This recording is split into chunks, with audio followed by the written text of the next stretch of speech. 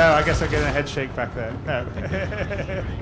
I think they couldn't get the internet to work, so unfortunately there's... so I think most of you guys have probably sort of seen this, but essentially this is the Arena Commander module. So like we have various... the way we're sort of treating the game itself is that you have this full universe that you can adventure around in. And, it's a persistent universe, so you can... if you go out and lose your ship, you really lose your ship, and then it has to be covered by insurance or rebuilt. And if you've had equipment or goods on it, you've lost them. And so we needed a mode where you can sort of learn how to fly. We also needed a mode that we could use as a test bed for the space combat of the game. And so that's what we call Arena Commander, which is sort of like a game within a game. So we sort of had fun with it. We, sort of said it was created by Original Systems, so it's a kind of nod to Origin, where I made Wing Commander, and it's something that you can run inside the hangar as a simulation, and then the FPS part we're now going to call Star Marine, which is again it's kind of like a nod to it. The company that makes it is Interdimensional Software, so it's sort of a nod to id and Doom, just to be fun, like these like late 80s, early 90s style games. And that's sort of, again, a simulation of the FPS aspect. So, again, it's a test bed for us to train it. And what we're trying to do is those are the two core like mechanic areas of the game. And so they're really great places for us to introduce new mechanics, new ships, work on effects, make them better. So one of the big effects that's in the 1.1 patch is we have a completely new procedural damage system that we're pretty proud for, where you can, everywhere where you hit, the physical characteristics of the hit, like a laser burn or a ballistic, projectile hitting, has different effects on the surface and can even like break the surface, exposing the underside, and you can really see the underside guts. It's not like just some top level material effect, and wherever you hit, it's like all procedurally built out, and then we persist it with the ship. And so, like if your ship gets shot up when you're flying in the persistent universe, you'll bring it back in, and it'll have the bullet holes and parts of the interior exposed, and you'll be able to take out turrets or no. So you'll sort of carry your battle damage with you, and then fix them up, and you'll sort of like the whole idea is everything has a sort of character, like it has an age and a sense of just progression and life. Like you can look at a ship and it's kind of beaten up, and you say, yeah, he's been through a lot. Just like we'll also be doing the same with characters. The characters will have that same level of scars are sexy. So yeah, totally, no, absolutely. So like character actors, they get older, they become more interesting. And so the new damage systems in 1.1, unfortunately, we're not showing it because I think this is the 1.03 build that Jared's flying around because they couldn't get the internet working up here. I know we're doing this is a game show here, but they don't really have... This is live. This is all live, people. We don't have any good internet. But that will be, that's in 1.1. It's kind of fun, so we're looking to that.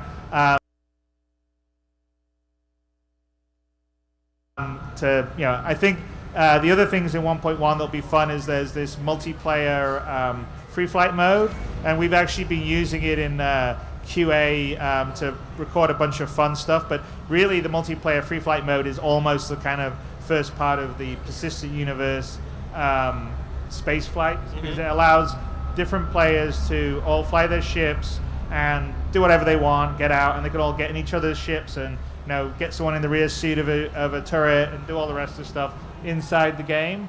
And so you can EVA across to a friend's ship and then get into the ship, and the two of you take off and fly. And that's kind of one of the big promises. So it's sort of like a early cheat of the multi-crew side. And so that's the big thing. And actually that's the thing that's delayed it. We were going to release this Friday, but we still have some showstoppers in that aspect of it. But with that, I think I'm kind of looking forward to seeing what the community is going to do, because we've actually already seen people do some fun videos on the persistent test universe. So that'll be sort of fun. You guys are trying to go for a very realistic-looking graphic style.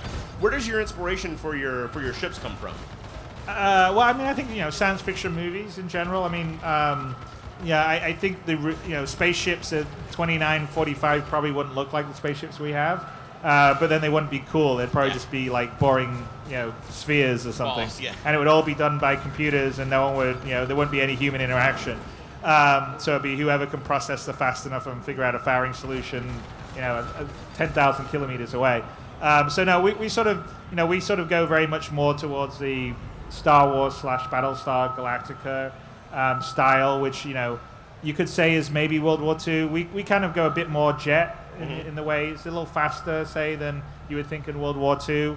And the inspiration is sort of kind of combination of sort of science fiction shows that like I've talked about, and also sort of taking current day elements like current day jet fighters or current day ships and sort of projecting them into the future. So I think that like James Cameron with Aliens, and you even saw in Avatar, you can see like present day design elements in his futuristic stuff. And so that's kind of a little the aesthetic. It's sort of I call it sort of a stylized realism. And so we go for a sort of very sort of filmic look. And we put the detail into the ships to try and make them sort of feel real. You've got your places you can sleep, places you can go to the toilet. I mean, places you can sit down and eat. I mean, all those things are in a ship. You can walk around and interact with it. I mean, we were walking around the Retaliator before, and generally in the past in space games, you just sit in the front and look out the cockpit. You can't walk around and do things inside the ship. And I think that's going to be one of the bigger I don't know what you want to say selling points, but for me that's the sort of attraction of what Star Citizen promises. Yeah, it gives it physicality. It gives it something that makes it feel real. Yeah. You talked a little bit about Squadron 42 earlier. I know we're not showing any of the single player yet, but can you just, you said you're going to start doing some F&V for that soon. Just give us a sense of like once the player gets the game, what's their experience going to be on day one? Are they going to jump right into the single player? They can jump right into the multiplayer, obviously, but how do you see the average player really? Okay, so when the game is fully finished, the intention is that you get the game. You kind of have a choice of whether you want to just play the open world or you want to get in the single player. We would probably recommend that you play Squadron 42 first because it's going to take you in and sort of teach you how to fly, how to do things in the universe. Of course, a huge amount of our backers will have already be super experts, right. So that may be less relevant for them. But the intention is that it's a good way to sort of ease you into the various mechanics. And so the idea is that you would play Squadron 42 to its sort of conclusion at the end. You muster back out into the persistent universe and then go make your fortune after your military tour of duty. And Squadron 42 is pretty significant. I mean, I would say that Squadron 42 itself is going to be equivalent to any AAA, super expensive, big budget console title that will be coming out, say, this fall. Gotcha. Because we are literally putting that level of content and detail into it. So I mean, it's going to have a lot more. I think currently we're thinking it's about 20 hours of playtime. So like a Call of Duty or a Rise or the Order are all more like 5, 6, 7 hours. And I think the Squadron 42 that we're releasing at the end of this year, that I think we're planning to make a trilogy of them, has like 70 missions. I think we promised like 50, so I mean I think we could be accused of over delivering, but there's nothing wrong with that.